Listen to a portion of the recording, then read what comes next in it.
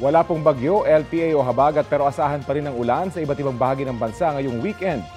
Ayon sa Pag-asa, easterlies ang nakaapekto ngayon sa malaking bahagi ng bansa habang Intertropical Convergence Zone ang umiiral sa Palawan at sa Mindanao.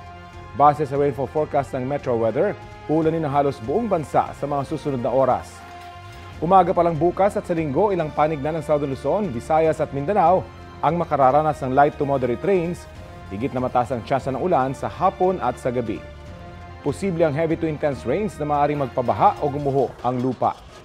Uulanin din ng Metro Manila ngayon pong weekend. Mga kapuso, bukas, mararanasan natin ang ating pinakamahabang araw ngayong taon. Tinatawag yan na summer solstice ayon sa Pag-asa, kung kailan 13 oras ang tatagalang daytime dahil sa panahong ito ay mas nakaharap sa araw ang northern hemisphere ng mundo kung saan naroon ang Pilipinas.